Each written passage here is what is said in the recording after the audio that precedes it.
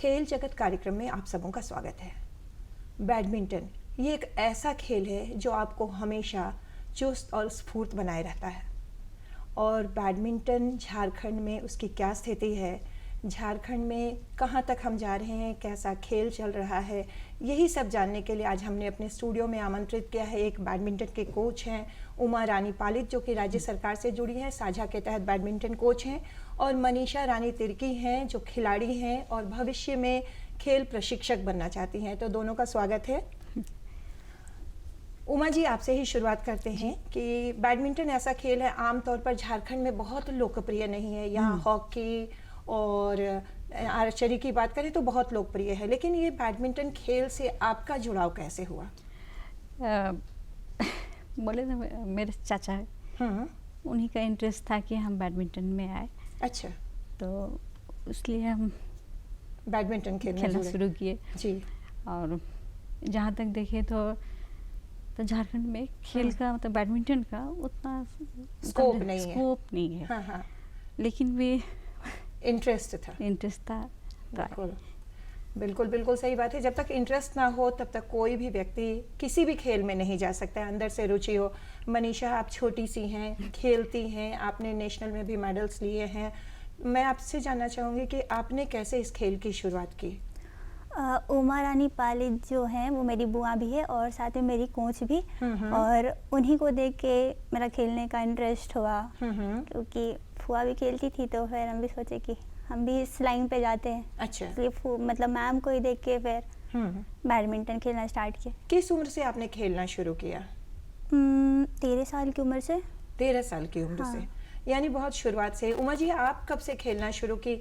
आप अभी जानी मानी बैडमिंटन कोच हैं, कई बार हम लोगों ने भी आपके निर्देशन में बैडमिंटन खेला है, तो आपने किस उम्र से इसकी शुरुआत की थी? हम तो 18-19 साल से। 18-19 साल से जी, तब से शुरू किए हैं। उससे पहले तो हम कराटे करते थे। अच्छा, हाँ।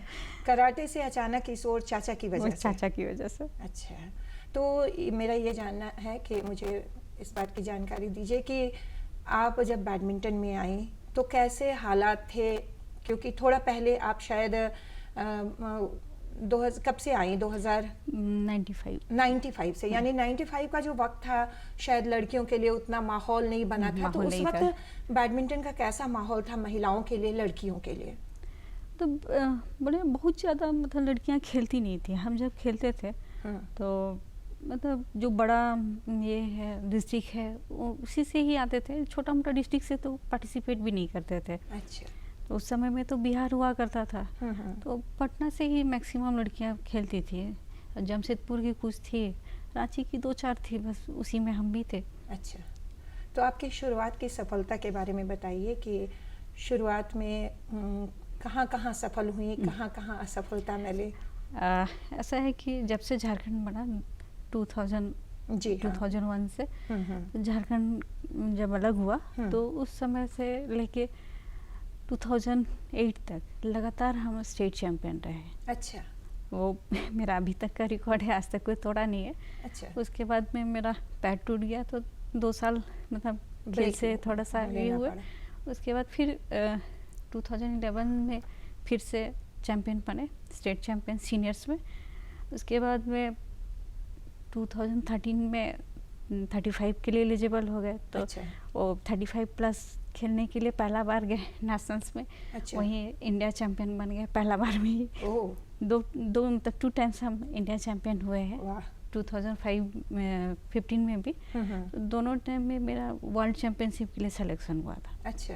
तो 13 में हम गए थे टर्की खेलने के लिए और 15 में स्वीडन गए थे खेलने के लिए। अच्छा, तो 2 अंतर्राष्ट्रीय मौका मिला आपको। कैसा एक्सपीरियंस रहा है? इंटरनेशनल मैचेस का प्रेशर अलग होता है, राष्ट्रीय मैचों में अलग प्रेशर होता है। वैसे तो अगर हम अब अपने देश के खिलाड़ियों की बात करें तो बहुत शानदार खिलाड़ी हैं हमारे देश में बैडमिंटन के। आपका एक्सपीरियंस कैसा रहा इंटरनेशनल मैचेस का? उस समय में तो टर्की में गए थे तो पहला था, मतलब कभी हम इंडिया से बाहर कभी गए नहीं थे फ्लाइट में। पहला बार चढ़ना अजीब सा थोड़ा सा लगा। वहाँ जाके तो कुछ समझ में ही नहीं आ रहा था क्या है।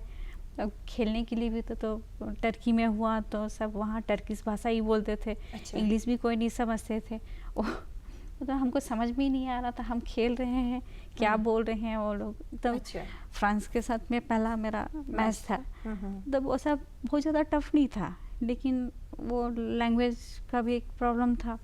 और दूसरा ये कि हमको ना पता नहीं, इंडिया से थे इसलिए ना क्या हमको मतलब खेलने ही नहीं दिया। मतलब जब भी सर्विस करे फॉल्ट बोलता, और आज तक मेरा फॉल्ट कोई नहीं पकड़ा है। अच्छा, सर्विस में। हाँ, हाँ। तो जब गेम स्टार्ट ही होता है सर्विस से, बिल्कुल, अब बिल्कुल। वही फॉल्ट दे रहा है तो फिर पॉइंट ही आपका नहीं है। हाँ, हाँ जी। खेल कैसे पाएंगे। जी। तो वो नहीं हो पाया। लेकिन सेकंड टाइम जब मेरा ये हुआ स्वीडन था, गई।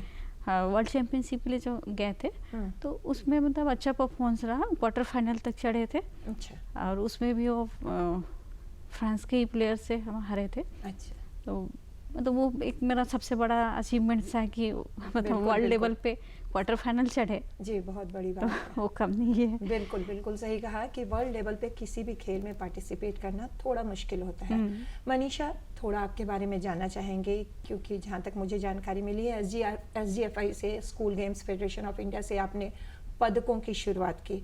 उसके बारे में बताइए, और क्या क्या इवेंट्स में आप अब तक शामिल हुई हैं, कौन कौन से मेडल्स मिले? 2014 में SGFI में ब्रॉन्ज मेडल जीते।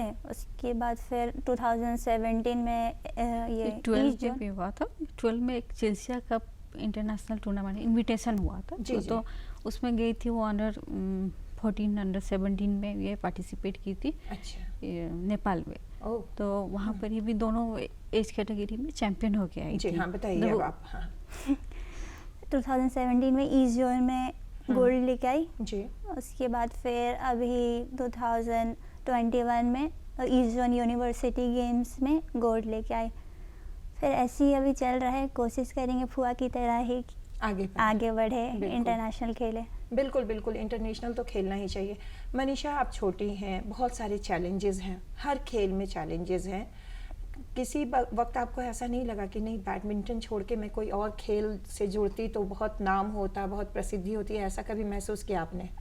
नहीं, क्योंकि मैम बहुत टाइम से सपोर्ट कर रही है, जहाँ आना जाना पूरा खेल का सारा खर्चा उठाती हैं। इसलिए कभी वैसा आया नहीं कि दूसरे गेम को छोड़ दे, क्योंकि 10 इयर्स से भी ज़्यादा हो गया इस लाइन पे। लॉन्ग डिस्टेंस में ये अच्छी रनर भी है। अच्छा, उसके बावजूद बैडमिंटन को परस्यू कर रही हैं, बहुत अच्छी बात है। उमा जी, एक खिलाड़ी होना, आप खिलाड़ी रही हैं और अब कोच हैं राज्य सरकार के अंदर, ये दोनों अंतर कितना है, कितना मुश्किल देता है? खेलना आसान था या कोचिंग देना? और खेलना तो आसान था, उस समय तो कुछ सोचना नहीं पड़ता था ना कि अपना कैसे ट्रेनिंग करना है, कैसे मेरा खेल इम्प्रूव करे। और अभी है कि मतलब इतने सारे बच्चों की जिम्मेवारी रहती है जी। कि वो भी तो के गार्जियन भी तो कुछ सोच के ही भेजते हैं ना मेरे पास में।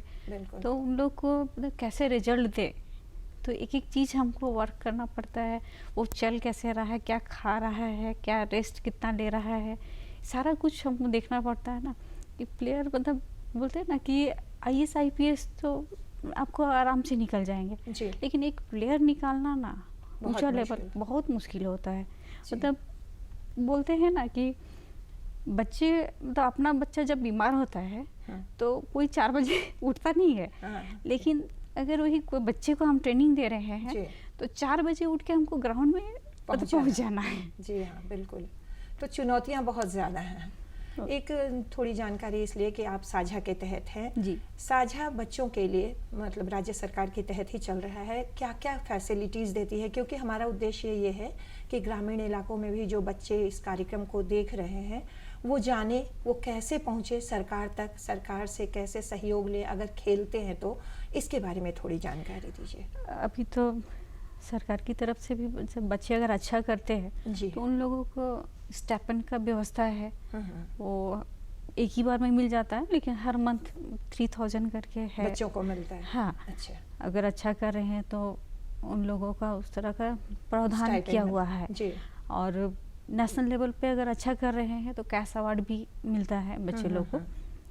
इस तरह का तो है। यानी सर, और अगर साझा से जो मतलब राज्य सरकार के जो भी खेल प्रशिक्षण संस्थान है उसमें अगर बच्चों को आना हो, अगर मान लीजिए सिमडेगा हैं, गुमला लोहरदगा या खूंटी के बच्चे आना चाहते हैं तो किस तरह से आए? क्या कुछ ट्रायल वगैरह भी होता है क्या? हाँ, जैसे सरकार चलाती है ये रेसिडेंशियल एकेडमी जी। अगर उसमें हर मतलब 6 महीने साल में एक बार तो निकलता ही है। अच्छा। बच्चे लोग का ट्रायल निकलता है।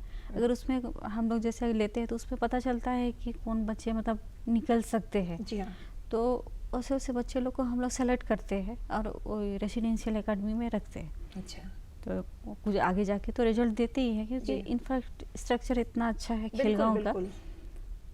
तो रिजल्ट तो ऐसे ही आएगा क्योंकि हम लोग के टाइम में जब हम खेलते थे तो एक रिम्स में छोटा सा इंडोर स्टेडियम हुआ करता था जी। एक कोर्ट का सीमेंटेड कोर्ट। हाँ। उसमें खेल के आगे फर्स्ट ये तो वहीं से निकले हैं। जी। अभी तो इतना बड़ा खेलगांव है इंटरनेशनल लेवल का। जी। वहाँ पर ही तो सुविधा भी बहुत है। अगर बच्चे लोग इंटरेस्ट दे तो मतलब हम लोग तो प्लेयर निकालने के लिए तैयारी है। बिल्कुल। मनीषा ये बताइए कि आप बैडमिंटन खेलती हैं। आजकल तो बैडमिंटन बहुत ग्लैमरस गेम हो गया है, ओलंपिक में इसका बोलबाला है, हमारे देश के बहुत सारे खिलाड़ी बहुत अच्छा कर रहे हैं। आप जब खेलती हैं तो क्या आपसे भी आपके फ्रेंड्स, आपके और दोस्त वगैरह इंस्पायर होते हैं कि हाँ हमें भी खेलना चाहिए, चाहे तो फिट रहने के लिए, मेडल लेने के लिए, ऐसा कुछ सोचते हैं? हाँ, बात होता है, वो हमसे पूछती है। मतलब खेलगांव बहुतों के लिए दूर हो जाता है प्रैक्टिस के लिए। जी। तो इसी फ़ोन पे कभी हुआ तो पूछ लेती है कि भाई हम मोटे हो रहे हैं, कुछ टिप्स बता दो। हाँ हाँ। तो फिर कुछ है, बस बोलते हैं रनिंग एक्सरसाइज डेली करो। और मेरी कुछ फ्रेंड्स कुछ टाइम के लिए ज्वाइन की थी, फिर कॉलेजेस से स्टार्ट हो गया तो फिर छोड़ दी जी। आना। कॉलेजेस की बात हुई, आप स्टूडेंट हैं, पढ़ती हैं, कैसे मैनेज करती हैं? क्योंकि खेलना ज़रूरी है और खेल के लिए रोज़ प्रैक्टिस ज़रूरी है, पढ़ाई भी ज़रूरी है, कैसे मैनेज करती हैं? कहाँ पढ़ती हैं, थोड़ा बताएं। अभी मैं बीपीएड कर रही हूँ राधा गोविंद यूनिवर्सिटी से। तो मेरे जो एचओडी सर है उनसे परमिशन ले ली हूँ कि मैं बाहर खेलने आना जाना करते रहती हूँ, तो क्लासेस नहीं हो पाएगा उतना ज़्यादा। तो सर लोग पीडीएफ प्रोवाइड करा देते हैं और बाकी अटेंडेंस के लिए फिर उतना ज़्यादा ये नहीं करते हैं क्योंकि परमिशन मिल गया है। अच्छा। हाँ। यानी कि परमिशन, कॉलेज के परमिशन के तहत आप पढ़ती भी हैं। हाँ, और खेलती भी हैं। मैं आपसे ये जानना चाहती हूँ उमा जी कि सरकार ने खेल नीति बनाई है और झारखंड में हाल के दिनों में अगर हम खेल की बात करें तो बहुत ज़्यादा मौके भी मिल रहे हैं, खिलाड़ी भी बाहर जा रहे हैं। इस खेल नीति से कितना फ़ायदा मिलता है खिलाड़ियों को, उनका मनोबल कितना बढ़ता है? अभी तो हमको लगता है 2 साल पहले तो खेल नीति के तहत ही 30-35 लोगों का ये हुआ है, नौकरी मिली है। डायरेक्ट रिक्रूटमेंट हुआ है। तो ये अच्छी पहल है सरकार की कि इस तरह का तो पैसे पहले हम कभी देखे नहीं है। मतलब जब से हम जानते हैं आज तक तो इस तरह का कोई भी स्पोर्ट्स कोटा का कोई भी वैकेंसी निकला ही नहीं है झारखंड में। तो ये बहुत अच्छी पहल है कि कम से कम मतलब खिलाड़ियों को मौका मिल रहा है। जी हाँ। खेल नीति के तहत बहुत सारे अवार्ड्स भी मिलते हैं, कई बार हमारे खिलाड़ी भी जीत करके आते हैं। तो इन तरह के जो पुरस्कार होते हैं उससे खिलाड़ियों की कितनी हौसला अफजाई होती है? हौसला अफजाई तो होती है ना। अब जैसे हॉकी में मिले है ना, ये ध्यानचंद मिला है, बिल्कुल ध्यानचंद अवार्ड। अर्जुन अवार्डी तो कोई है नहीं है। जी जी। तो ये है ना क्या हर तरह से मतलब खिलाड़ियों की हौसला अफजाई होती है। ये बताइए आप मनीषा कि आप क्या टारगेट लेकर के चल रही हैं? खिलाड़ियों का टारगेट होता है ओलंपिक तक पहुंचना, आपका टारगेट क्या है? कितना प्रैक्टिस करती हैं? भविष्य में क्या सोचती हैं? अभी तक में तो हम सोचे कि हमको इंडिया टॉप 10 के अंदर आना है। मीन्स धीरे धीरे छोटा छोटा करके फिर बड़ा एक कुछ हासिल करना। तो अभी तो इंडिया टॉप 10 के अंदर आने का कोशिश करना है, फिर फुआ की तरह ही इंटरनेशनल कोशिश करना है, इंटरनेशनल प्लेयर बनने का। फिर बाद में फिर जैसा होगा। बिल्कुल बिल्कुल। यानी टारगेट स्पष्ट है। कितने घंटे आप प्रैक्टिस करती हैं? मॉर्निंग में हो जाता है 3 से 4 घंटे और इवनिंग में भी सेम वही 3 से 4 घंटे। 3 से 4 घंटे आप दे रही हैं। थोड़ी और कड़े परिश्रम की ज़रूरत है, तभी आप ओलंपिक का दरवाज़ा खटखटाएंगे, ऐसे हम उम्मीद करें क्या आपसे? हाँ। बिल्कुल बिल्कुल। उमा जी, एक खिलाड़ी को कितना प्रैक्टिस करना चाहिए, डेडिकेशन? क्योंकि कई बार ऐसा होता है कि पेरेंट्स भी आते हैं बच्चों को लेकर और कहते हैं मैम इसको जल्दी से अच्छा खिलाड़ी बना दीजिए, ऐसा होता है हाँ, क्या होता आपके है, साथ हाँ भी? ऐसा होता है। आ जाते हैं कितना दिन में चैंपियन बन जाएगा, कितना दिन में स्टेट पार्टिसिपेट करेगा। जी। तो हाँ बोलते कि वही है, तो जितना मेहनत के ऊपर डिपेंड करता है ना, बच्चा जितना मेहनत करेगा। अब ठीक है नया बच्चा लोग को हम नहीं करा सकते, जितना कैपेसिटी है 1 घंटे 2 घंटे 3 घंटे, लेकिन जब तक वो मतलब क्या बोले थोड़ा ऊंचा लेवल पे नहीं आ जाएगा जी तब तक तो उतना लोड भी नहीं दे सकते ना, ओवरलोड ये भी एक बिल्कुल, बिल्कुल, कोच का परेशानी। काम है, हाँ कि वो सब भी देखना, तो वो ओवरलोड ना हो जाए। ज़्यादा मतलब पेरेंट्स का प्रेशर भी रहता है, तो क्या करे बच्चा लोग। बिल्कुल बिल्कुल सही कहा। एक कोच होने के नाते आप जो खिलाड़ी अगर इस खेल से जुड़ना चाहते हैं उनको क्या सलाह देती हैं? क्योंकि खेलना तो सब चाहते हैं, हर उम्र के लोग चाहते हैं। किस उम्र से शुरुआत करें, कैसे खान पान रखें, कैसे आगे बढ़ें, क्या सोचती हैं आप? हमको तो लगता है कि बैडमिंटन का जो आइडियल एज है ना 5 से 6 साल के बच्चे लोग को, मतलब उतना तो सकेंगे नहीं, लेकिन ना ग्राउंड में ले जाने से वो कम से कम देखेंगे ना कौन कैसे खेल रहा है, तो वो देख के भी बहुत इंटरेस्ट आता है बच्चे लोग में। और एक चीज़ ये भी है ना कि जो बैडमिंटन खेलते हैं ना, तो बैडमिंटन जो बच्चा लोग तेज होता है ना वही लोग खेल पाता है। अच्छा। वो जो बोका बच्चा लोग बोलते हैं ना, हाँ, बोका हाँ। जो शांत बच्चे, हाँ, चाहे डरे सहमे बच्चे। हाँ, वो लोग नहीं कर पाते हैं। बैडमिंटन जो खेलता है ना बहुत एक्टिव होता है, बहुत उसका ब्रेन भी बहुत शार्प होता है, जैसे जैसे खेलता जाएगा ना उन लोग का ब्रेन उतना शार्प होता जाता है। तो आप लोगों के पास जब बच्चे आते हैं तो कैसे परखती हैं कि ये बच्चे चतुर चुस्त चालाक हैं जो आगे बढ़ेंगे? ऐसा कुछ कोई क्राइटेरिया है या नजर? ऐसा हम लोगों का नज़र एक्सपीरियंस है कि हम देख के बता देंगे कि बच्चा अच्छा करेगा। जी तो बिल्कुल। तो यानी एक गुरु की नज़र होती है जो पकड़ सकती है। मनीषा ये बताइए कि आप खेलती हैं, एक लड़की होने के नाते आमतौर पर अब तो सब बराबर हैं, लड़के लड़की सारे बराबर हैं, हर खेल में बराबर हैं। कोई चैलेंजेस आपको ऐसा आया आपके जीवन में जो लगा कि मुश्किलों का सामना आपको करना पड़ा, ऐसा कुछ आपके साथ आया? हाँ, एक बार हम गोवा में रैंकिंग खेलने के लिए गए हुए थे, तो मेरा शोल्डर खेलते खेलते डिसलोकेट हो गया था। तो फिर डॉक्टर को दिखाया तो डॉक्टर बोला कि अब तुम्हारा चांस नहीं कि तुम कभी बैडमिंटन खेल पाओगी। फिर मैम ही पता की दिल्ली में क्या था, दिल्ली में स्पोर्ट्स इंजरी सेंटर, तो फिर वहाँ पे गए, फिर सारा खर्चा मैम ही उठाई वहाँ का। फिर वहाँ से रिकवरी करने में मतलब 6 महीना तो मेरा लगा हुआ था, हाथ ऐसे ही करके थे। अच्छा।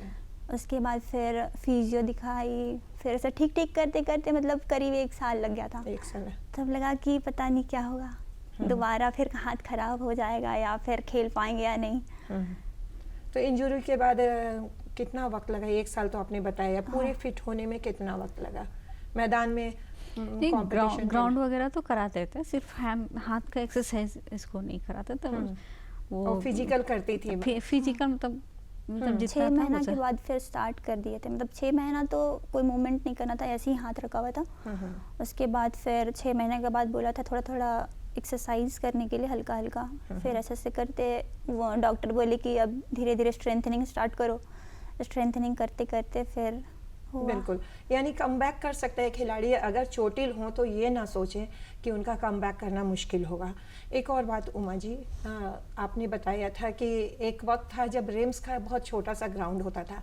आज तो राज्य में बहुत सारे ग्राउंड हैं। रांची की ही बात करें तो बहुत सारे, जैसे होटवार में भी हैं और अलग अलग जगह पे प्राइवेट सेंटर्स भी हैं, तो भी उतने बच्चे नहीं निकल पाते हैं। इसकी वजह क्या है? क्या रुझान कम है? रुझान की बात नहीं है, असल में ना स्कूल में पढ़ाई का प्रेशर इतना ज़्यादा हो गया है ना कि हम लोग के टाइम में आपको याद होगा कि हम लोग 8-9 में ट्यूशन करते थे। जी बिल्कुल। और अभी तो 2-3 का बच्चा लोग को ट्यूशन, कई बार तो नर्सरी के बच्चों को भी ट्यूशन हाँ होता है। बच्चों का इतना लोड रहता है, वो कब खेलेंगे? बिल्कुल। जब तक आप उसको छोड़ेंगे नहीं, हम तो बोलते हैं कि कम से कम 5-6 स्टैंडर्ड तक जो बच्चे लोग हैं तब तक तो खेलो, एकदम खुल के खेलो। ये इससे दोबारा तो आएगा नहीं। और एक बार जो बच्चा पिकअप पकड़ लेता है ना तो दिक्कत नहीं होता है उन लोग को आगे खेलने के लिए, वो मेंटेन करके रख सकता है। लेकिन उसी टाइम से वो लोग तो क्या ऐसा नहीं हो कि स्कूल के पाठ्यक्रमों में भी खेल को आवश्यक बना दिया जाए? प्राइवेट स्कूल्स में एक आध पीरियड्स होते हैं। हाँ, स्पोर्ट्स तो है ही स्कूल में। अगर इंडोर स्टेडियम भी अगर सारे स्कूल में हो जाए तो बच्चे अपने निकलेंगे, उसमें खुद ही देखेंगे तो इंटरेस्ट आएगा ही। मनीषा, आप क्या सोचती हैं? क्योंकि आपके लिए तो थोड़ा मैदान भी है, कोर्ट भी है, लेकिन कई ऐसे बच्चे हैं जिनके लिए ये सुविधाएं नहीं हैं, तो क्या सोचती हैं कि सरकार या जो भी ऐसी संस्था है ऐसे स्टेडियम्स का, इंडोर स्टेडियम्स का निर्माण करे, स्कूलों में बैडमिंटन और भी खेल शामिल हो, उसमें बैडमिंटन भी ज़रूरी हो, ऐसा सोचती हैं आप? हाँ, क्योंकि अगर बैडमिंटन भी अगर रखते हैं तो बैडमिंटन को बहुत लोग जान पाएगा। इससे भी तो normally football, hockey, athletics maximum तो यही होता है स्कूल में। बैडमिंटन का बहुत कम ही बताया जाता है। तो अगर ये स्कूल कॉलेजेस सब में हो तो ज़्यादा बेटर है, प्लेयर्स भी निकलेंगे। जी हाँ, बिल्कुल बिल्कुल सही कहा कि स्कूल कॉलेजेस में बैडमिंटन अगर हो तो प्लेयर्स भी ज़्यादा। ये रांची डिस्ट्रिक्ट की बात किया जाए तो बहुत दूर दूर में, एक मोराबादी में, एक खेलगांव में है, तो कांके रोड में है। इतने दूर में तो बच्चे जाएंगे कैसे? स्कूल में रहेंगे तो कम से कम देखेंगे तो सीखेंगे तो कि अरे बैडमिंटन भी होता है, हम भी खेल सकते हैं। तो बच्चे का एक बार इंटरेस्ट आएगा तो फिर वो आपने आगे बढ़ने के लिए खोजेगा। बिल्कुल। अब ये नहीं रहेगा, कोर्ट ही नहीं रहेगा। अब जैसे यहाँ से अगर खेलगांव जाना रहे तो बच्चे जाएंगे कैसे? तो जो भी इच्छा भी होता है तो लोग दबा देना पड़ता है कि कौन लेके जाएगा, जाएंगे कैसे, आएंगे कैसे।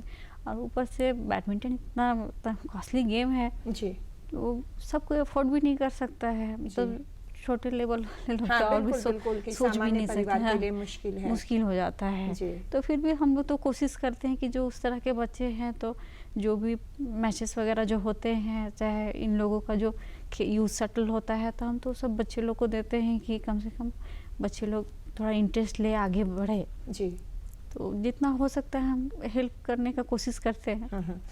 एक कोच होने के नाते आप क्या सोचती हैं कि सरकार कहाँ कहाँ सहयोग करे खिलाड़ियों को, कोच को? क्योंकि समय समय पर कोचों के लिए भी सरकार सोच रही है, बहुत सारी पॉलिसीज़ ला रही है, मानदेय बढ़ा रही है, उनकी हिम्मत, उनकी हौसला अफजाई कर रही है, लेकिन स्थायित्व तो नहीं मिला है अभी तक बहुत सारे कोचेस को। तो क्या सोचती हैं कि सरकार अगर ये चीज़ हो जाए ना कि कोचेस लोग को भी जैसे देखे ना कि कितने बच्चे निकाल रहे हैं, परफॉर्मेंस देखे, तो अगर परमानेंट का सुविधा हो जाए ना तो फिर टेंशन ही नहीं रहेगा। अब जैसे साझा में हम कॉन्ट्रैक्ट पे है, लेकिन ये भी रहता है कि पता नहीं आज हैं कल रहेंगे कि नहीं रहेंगे। तो वो मन में तो हमेशा सबका रहता है ना।